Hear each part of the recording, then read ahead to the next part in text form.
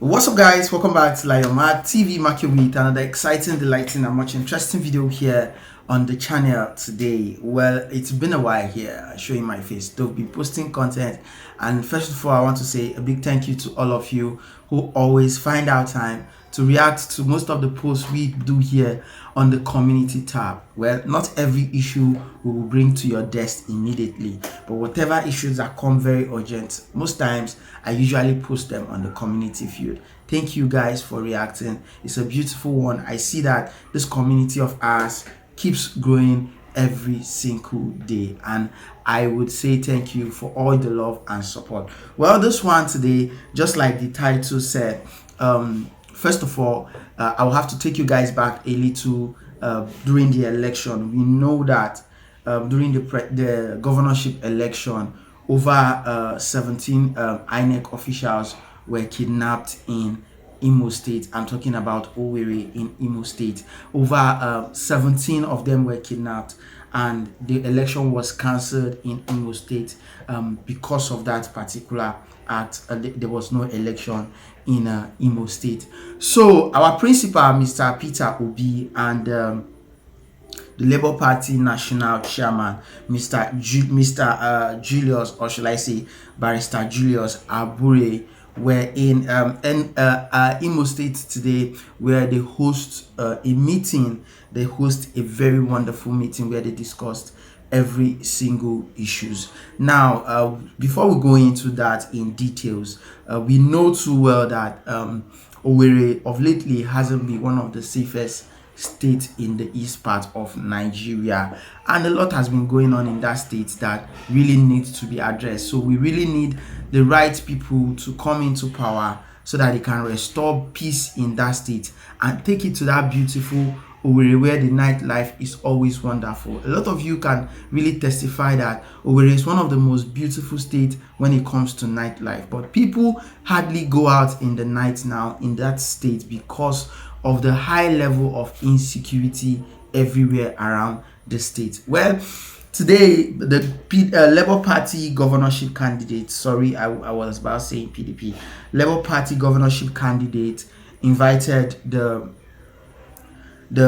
presidential candidate, which is our principal, Peter Obi, and the Labour Party national chairman and some other stakeholders of the Labour Party and some other electoral body there in Imo State. They had a very thorough meeting, and I believe it was mostly about the security and a lot that has to do with the growth and development of the state, especially electoral wise, and the incoming governorship election in the state. Well, a Labour Party needs to win more and more states, and so far so good. I dropped a post on the community field I think yesterday. So let me read this out here quickly. So far so good. The wing of Labour Party so far: 1 state governor, 8 senators, 34 House of Rep members, 68 state House of Assembly members. No one campaigned harder than Peter Obi, and we all remember clearly that he joined this Labour Party in just 9 months ago, or less than 9 months ago, before the presidential election, and this is the result so far. Now imagine if there were no toggling and majority of the election, the entire election in Nigeria, was free and fair. We believe that we wouldn't be going to court now. We should be done with celebration. We should be sewing our Ankara, sewing our different obedient wares. We're getting ready for inauguration. But well, like he said, our principal said, we should not give up hope that he is with us and we are going to keep up the fight. The meeting in Imo State today was really an amazing one, and we hope that that particular one bring peace in the upcoming election there. And that is the more reason why we need more of governorship candidates. Yesterday we posted a video here where we saw the good people of Abia State celebrating the victory of Alex Oti. You could see beautiful love in the streets of Abia State, and they were all celebrating wonderfully because that is who they voted for, even though the PDP in the state wanted to play pranks and really manipulate the whole result. But the people came out massively struggled, visit different collection center, and made sure that the result was announced at it is. Well, another report coming in is from Festus Kayamo. He actually submitted a petition against our principal, Mr. Peter Obi. This is coming, I think, few hours after the petition against INEC and Tinubu, which is the APC presidential candidate. Well, he actually came out and submitted a petition. Let me read this out. I posted it on the community feed. You can check that out as well. I got a report that Festus Kayamo petitioned DSS to arrest Peter Obi due to his utterances. I beg DSS to arrest Peter Obi so that Nigerian youth will use the opportunity to show you their anger. I dare DSS to arrest Peter Obi and see the revolution in Nigeria. You can't beat a child and tell him not to cry. This is coming from Ezi Ife. I saw this randomly while I was trying to sort this particular content, and it was so amazing. Yes, you know, a lot of Nigerians are really calm and quiet because our principal, Mr. Peter Obi, said everybody should remain calm. There should be no trouble. There should be no fighting or whatsoever. That's the more reason why a lot of Nigerians are actually calm. Not because they don't know what to do, not because they don't know how to react, but because we love and respect this man so much. He has opened our eyes to the electoral destruction that is going on in this country, and now that everybody is fully aware, it is really now beautiful. Now, this one is another leak secret. I'm leaking this one now. There is an intel actually going on that the Chief Justice of Nigeria is secretly in a meeting with the president-elect, the so-called president-elect in London so far. This information is not clear yet, and yeah, you might see it on other blogs and whatsoever, but it's not clear yet, so don't really place your mind on that. Whatsoever they are planning, we are very certain that the people mandate will come to pass and we are going to get back our country into place. Well, another quick update here is actually coming from Rufai, the Arise TV presenter, and who was brutally attacked today today on the morning show while at on an interview section with the former governor of Ekiti State, Ayo Fayose. Well, I am not going to say much. I will just allow you listen to the audio clip between the two of them. It's a long conversation, but just listen carefully, and I believe you will understand what is actually going on in that particular one. Well, we do not own rights to the audio clip. The audio clip is solely materials of Arise TV. So listen, don't forget to subscribe if you're new here. Drop a comment below. You again, Mr. Peter Fayose, Oshokomola himself, Peter the Rock. All you have said, thank you very much. All you have said is a justification of continued illegality in our country. And a lot of people are taken aback because also you yourself have been secretly recorded by an army captain when you were hatching out election fraud plans yourself in 2014. And we all remember that experience. So is it that we should continue in that now? And I also like to ask you this honestly. If another person apart from Bola Ahmed Tinubu you supported won this election, would you come on air and say all of these things that you're saying, that people should move on without justice? You try to just rationalize what happened in Lagos. Yes, it happened in other parts of the country, but the killings, the hurts, the laceration of people's body and the likes, that happened in parts of the country, but most importantly, what happened in Lagos. So should we justify this now because it favors people that you were in support of? Can I just correct you there? I take exception to your claim that I was secretly recorded, and I take exception that nobody has proven that. Yes, I can be recorded, but nobody will ever say to you that I said they should go and rig an election. And I want to say to you, I've avoided touching on this area. When you are talking about Nigeria, let us start with the press. And let us start with your person. You recall the incident on the bus lane and you attack on the police. That shows that you, as a journalist, A public analyst, somebody who is supposed to live above board, is not equally living above board. And he that must come to equity must have clean hands.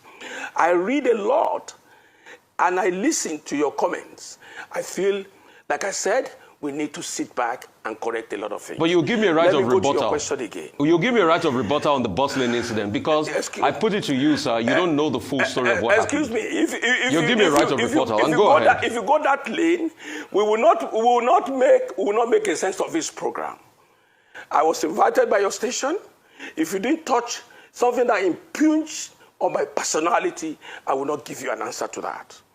So if you're asking a question, I told Ruben about it yesterday, and I specifically complained about you and your attack on the people you don't believe in as a politician. No, I have a right to do my job. You can't complain about me to my colleague. Excuse me. That's not I am right. equally telling you, That's I know not right. I know where you are. That's not right of you as well. That is technically not right of you as well. And if you want to make a sense out of this program, let us leave personal attacks, because you are good at that. And I'm equally good. If you want it, I'll serve it as well as that. So this program is meant to talk about issues of Nigeria and not issues of a person. We know where you are. We know where you belong. We know the parties you are supporting. But let's leave that out of the issue. So going by what you asked, Nigeria needs a total overhauling of leadership and followership. I have said it earlier that it is important to know since 1979, nothing has changed. People rushing to court now. Atiku has always gone to court since I knew Atiku as a politician and a contestant. Atiku went to court in 2019. The same judiciary said to the whole world that President Buhari won that election. Listen to you again, and listen to me. If we are not careful, as a commentator, we will remain on the television molding the opinion of Nigerians negatively, because that is what we want them to hear. For me, the election that brought Ahmed Bola Tinubu within the context of our conduct in this country is credible. It may not be the best, because you can't tell me it's Bola Ahmed Tinubu that killed the people you are mentioning. You can't tell me it was Sanwo-Olu that killed the people in Lagos. When there was an election in Ekiti, they hit me here on my back. A policeman hit me with the butt of the gun. Most of the journalists were saying Fayose has come with his drama again. I had 3 surgeries last year. I could barely walk again. But when it is good, and when it goes against people we don't want, it's the best of things that could happen.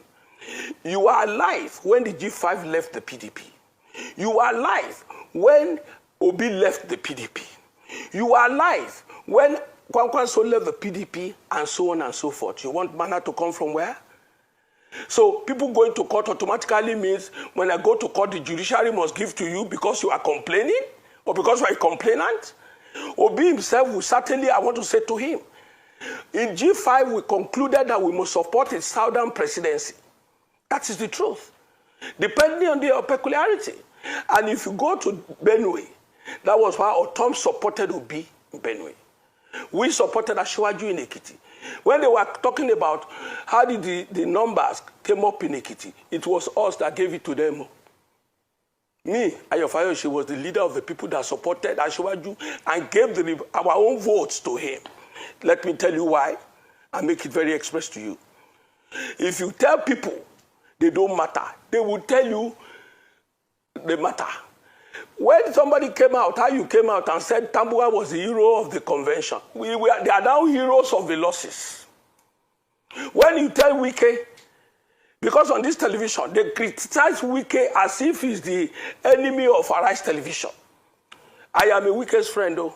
I stand by him. All the propaganda does not stand the test of time. If you kick my leg, I tell you don't kick it again. If you kick it again, I will do everything to stop it. So let's leave it like that. Okay, so Mr. Fayose, I'm going to give you a quick rebuttal. Number one, I do my job here objectively as I can. If you give me one, no, let me finish. I will please. give you. I will give it back to you, Mr. Fayose. Let me finish. If you give it to I have me, a right to respond. I only responded. I have a right to respond. Let me finish. It's not personal between the two of us. You made it personal, so I have a right to respond. It's not personal. Okay, so between the two of us, you Mr. can Fayose, take me out of this. Mr. Fayose, I have a right to respond. I do my job objectively, so that and I don't have a free day. Congratulations, any political party. Congratulations for doing your job. Yeah, please. Congratulations for doing your job. Fayose, I am not one of those boys, one of those politicians who brought to public domain to talk to anyhow. It is important to note that. Mr. Fayose, can we make progress? Thank you. This is not a dialogue. This is a conversation. I'm with you. Yes, this is a program. It's a conversation. And let him not get personal. Yes, let Mr. him Fayose, not get personal on this program. It's okay. It's okay. Our job is to ask you questions. You respond. It's not a personal thing. I told you yesterday, and I mentioned Oseni's name particularly why I avoid Arise Television. And you assured me that you are going to moderate it in a way. Oseni cannot, if it's his job, go for my personality or my person on the live television. I will give it back to him. It's okay, Mr. Fayose. Can we return to the issues? Now, I was going to ask. Thank you. You refer to the G5, right? Maybe you want to talk more about that. If your identification with Governor Wike and others is from a principled position.